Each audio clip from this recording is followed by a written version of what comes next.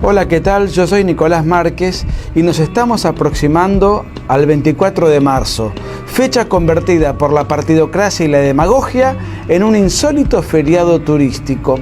¿Y saben qué van a decir y qué van a enseñar y qué van a promover? Lo que hacen siempre. Van a decir que el 24 de marzo de 1976, a espaldas del pueblo, un grupo de militares feos y malos tomaron el poder para desde allí implementar un sistema económico de entreguismo y acabar con una generación de 30.000 desaparecidos en el marco de un genocidio. Esto es lo que vamos a escuchar, pero todo eso es mentira. Corría 1970, Argentina era gobernada por un gobierno militar, pero me interesa ese año porque en ese año aparecen dos organizaciones particularmente conocidas. Una fue el Ejército Revolucionario del Pueblo, capitaneada por Mario Roberto Santucho, y la otra organización que aparece ese mismo año fueron los Montoneros, capitaneados por Mario Firmenich. Esta última organización tuvo mayor fama en su debut porque comenzó secuestrando y asesinando al general Pedro Eugenio Aramburu, expresidente de la Nación. Ambas organizaciones a partir de entonces comenzaron a reclutar gente, a prepararse en la guerrilla y en el terrorismo urbano para desestabilizar el orden constituido. Muchos de sus cuadros se capacitaron en Cuba y a partir de entonces se entró a llevar a la Argentina a un clima de guerra civil intermitente, tal como ellos la definieron. El ERP mayormente era una organización político-militar de carácter guevarista, con influencias trotskistas. Ellos lo que pretendían fundamentalmente era arrastrar la guerrilla hacia zonas rurales. Montoneros, en cambio, lo que pretendía era congraciarse con el peronismo, llevar adelante la política del entrismo. Se dedicaban al terrorismo urbano y era una ideología más difusa. El ERP era mucho más ortodoxo. ¿Cuáles eran los argumentos para sus crímenes, para sus secuestros, para sus atentados, sus colocaciones de bombas, etcétera, etcétera? Ellos decían: hay un gobierno de facto, hay un gobierno que no es legítimo, hay un gobierno que no está constituido con una base popular, por consiguiente, nuestra acción criminal se justifica. Ahora bien, la reacción del gobierno de facto, que era una costumbre en Argentina tener gobierno de facto con relativa periodicidad, todo tiene que ser analizado en un contexto específico. ¿La reacción cuál fue? Bueno, vamos a juzgar a estos criminales conforme a derecho, con garantías jurídicas. ¿Qué se hizo? Se crearon 9 salas, es decir, cámaras federales para juzgar los hechos terroristas o los hechos delictivos que cometía la subversión. Eran 3 salas conformadas por 3 jueces y entre 1971 y 1973, que fue el plazo en el cual estas salas de magistrados funcionaron, pudieron llevar adelante 8.927 casos y detener 2.000 guerrilleros y 371 de ellos poder condenarlos. De manera tal que desde el punto de vista jurídico institucional se estaba luchando contra la guerrilla con la ley en la mano, con juicios, con abogados defensores, con fiscales, con garantías jurídicas. No fueron cuestionadas. Y finalmente, en 1973, vuelve la democracia. Se levanta la proscripción al peronismo y el candidato peronista para encabezar la fórmula presidencial fue Héctor Cámpora. Héctor Cámpora gobernó solamente 49 días, suficiente como para hacer un desastre en el país. ¿Qué hizo Cámpora? A los casi 2.000 guerrilleros detenidos los amnistió e indultó. Los amnistió el Congreso y él los indultó. ¿Qué hizo? Derogó la Cámara Federal Penal que había sido creada para juzgar a la guerrilla. Y como si esto fuera poco, derogó 20 artículos del Código Penal que fueron sancionados precisamente para juzgar delitos de subversión y terrorismo. Es decir, desbarató el aparato defensivo del Estado, apartó a los jueces, quitó las leyes y dio plena libertad a la guerrilla o a los guerrilleros que estaban detenidos en establecimientos penitenciarios. Dejó al país absolutamente desarmado. Ese fue el legado de Cámpora en apenas 49 días de gobierno. ¿Por qué duró solamente 49 días de gobierno? Porque los objetivos que tenía el Partido Justicialista y sus feligreses, o el Partido Peronista, era traer a Perón, que estaba exiliado en Madrid. Y en ese regreso se generó una tremenda batahola entre los extremismos de izquierda que estaban en el peronismo, que eran los Montoneros, y la línea ortodoxa o tradicional del peronismo. Ese episodio que se dio cuando Perón llegaba al país se conoció como la masacre de Ezeiza. Esa masacre tuvo al menos 400 víctimas, de manera tal que tanto Héctor Cámpora, presidente de la Nación, como Solano Lima, vicepresidente de la Nación, se vieron obligados a renunciar a los cargos que tenían como consecuencia de los crímenes y de una situación de desborde que ellos ya no podían manejar. Transitoriamente y a modo de puente, el peronismo puso como presidente provisional a Raúl Lastiri. ¿Quién era Raúl Lastiri? Vamos a hacer un poco de historia. Cuando Perón cae en 1955, en alguno de los países a los cuales va peregrinando es en Panamá. Y en Panamá él solía frecuentar un cabaret, una borrachería nocturna, en donde iba allí y se entretenía. Resulta que Raúl Lastiri tocaba el piano en el cabaret. ¿Y quién bailaba en el cabaret para entretener a los hombres? Isabel Perón. De manera tal que de esa impudorosa borrachería nocturna saldrían después 3 presidentes de la nación: Raúl Lastiri, Perón e Isabel. Quiero comentarles esto para que podamos tomar nota acerca de cuál era la gente que estaba gobernando el país antes del 24 de marzo del 76. Raúl Lastiri, que no se caracterizaba por sus méritos académicos, sino porque era un frondoso coleccionista de corbatas, gobierna unos días, llama a elecciones. Perón se presenta a elecciones por fin bajo la fórmula Perón-Perón, es decir, Perón con Isabel Perón. Quiero destacar que Isabel era el nombre artístico de María Estela Martínez de Perón, su nueva mujer, con la cual Perón ahora compartía su fórmula, no por los méritos que podía tener Isabel como vicepresidente, sino por el solo hecho de compartir el lecho conyugal. Perón vuelve al poder, Perón gana. Perón ha regresado después de 17 años de exilio. ¿Cuál era la excusa que ahora tenían los guerrilleros y los terroristas para matar gente? Si antes decían luchar por las formas legítimas y constitucionales y esas formas ya estaban presentes, ¿por qué seguían matando gente? Interesa la pregunta porque uno de los crímenes más emblemáticos ya con las autoridades nuevas constituidas fue matar al dirigente sindical José Ignacio Rucci, mano derecha de Perón. Perón asume viejo, cansado, mal rodeado, con Isabel como vicepresidente, y como nueva mano derecha, él trajo desde Madrid a un sujeto muy cuestionado, muy sórdido, José Ignacio López Rega.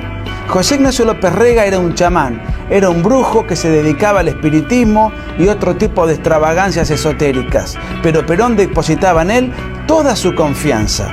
La guerrilla crecía. En 1974, en mayo, el ERP ya subió a Tucumán para dominar la provincia de Tucumán, se internó en los cañaverales, los crímenes del ERP y de Montoneros estaban a la orden del día y Perón no podía manejar la situación de guerra civil que se estaba llevando en la Argentina, dentro de la cual él se estaba sintiendo desbordado. Y para tratar de enfrentar la situación, lo puso a este personaje, López Rega, a manejar y dirigir una organización paramilitar que se conoció como las 3A, la AAA, la Alianza Anticomunista Argentina, un grupo paramilitar ilegal que se le adjudica la comandancia de esta organización al propio López Rega, con el aval de Juan Domingo Perón. Esta organización, mientras operó, cometió la friolera suma y cifra de 486 homicidios. El peronismo estaba en una verdadera guerra civil entre Montoneros y AAA que se mataban entre sí, y el ERP en Tucumán y en el resto del país obrando como fuerza logística. Ese y no otro era el clima de anarquía que se estaba viviendo en la Argentina. Los gobernadores, los diputados y los senadores no tenían nada que hacer, no sabían qué hacer. Todos los días los crímenes, todos los días los atentados, todos los días noticias de violencia política, un presidente que ya estaba decrépito, una vicepresidente que no estaba preparada para esas circunstancias y un montón de organizaciones paramilitares que estaban en pugna matándose entre sí. Perón muere, le sucede Isabel Perón. Entre mayo del 73 y marzo del 76 hubo 6 ministros de economía distintos con 6 planes de economía distintos. Uno fue conocido como el Rodrigazo, que fue un plan económico de Celestino Rodrigo, que fue el gran golpe inflacionario de la Argentina hasta entonces. De esta manera, en un clima de anarquía y de caos, López Rega se escapa. López Rega se va al exterior y queda prófugo de la justicia. Los crímenes de la guerrilla se acrecentaron, todos los días morían policías, todos los días morían militares, todos los días morían civiles, todos los días había secuestros a empresarios para pedir cantidades de dinero para financiar precisamente a la guerrilla. Te tiro un dato: entre 1973 y 1976 se llevaron adelante más de 7.500 atentados guerrilleros y el 52% de los homicidios que cometió la guerrilla fue en democracia. Dato que tira por la borda aquella mentira de que los guerrilleros luchaban contra un gobierno militar. Mentira. Luchaban contra un gobierno militar o contra un gobierno democrático. Era lo mismo. Lo importante era tomar el poder para imponer un sistema totalitario al estilo castrocomunista como el que todavía impera en Cuba. Argentina era francamente un verdadero caos. Y nadie quería ir a elecciones, no había candidatos, no había propuestas, nadie quería suplantar a Isabel Perón, y la clase política, la clase sindical, la clase empresarial y la clase periodística iba a golpear la puerta de los militares.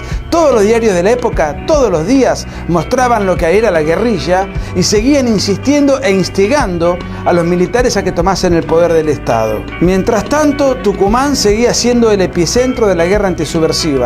Explotaban aviones, derribaban helicópteros.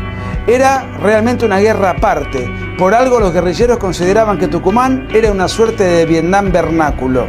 Entonces, en este contexto, Isabel Perón y toda su corte de ministros firmó un decreto famoso que ordenaba explícitamente aniquilar el accionar de los elementos subversivos. Se le dio rienda suelta al ejército para combatir en operaciones de combate, valga la redundancia, a la guerrilla solamente en Tucumán en enero y febrero del 75. Luego ese mismo decreto se amplió a todo el país en octubre del 75. A partir de entonces nació en Argentina el fenómeno tristemente célebre de los desaparecidos. Con el segundo decreto, cuando el aniquilamiento de la subversión se circunscribe a todo el país, la cantidad de desaparecidos aumenta un 700%. Los desaparecidos no fueron un invento de Videla, fueron un invento del peronismo. Seamos claros, lamentablemente el gobierno militar, cuando tomó el poder en marzo del 76, cometió el gravísimo error de peronizar la metodología para combatir a la guerrilla. Insisto, la técnica de detener a un guerrillero y hacerlo desaparecer es una técnica absolutamente inapropiada que yo reprocho, pero me interesa que se conozcan los antecedentes. No fue un invento del golpe militar. El golpe militar cometió el error de continuar con una metodología que había diseñado el peronismo. Entre febrero y marzo de 1976, todos los diarios, los sindicatos, los partidos políticos, la sociedad en su mayoría pedía a gritos el golpe militar. Nadie quería ir a elecciones, los funcionarios del gobierno se escapaban, los diputados y senadores retiraban sus pertenencias. Más que un golpe militar, podemos hablar de un abandono de gobierno, Se produce el 24 de marzo del 76, un día triste porque había fracasado la democracia. Pero la gente pidió esa solución. Inclusive el Partido Comunista. Les digo algunos datos como para que tomen nota del consenso que tuvo el gobierno militar.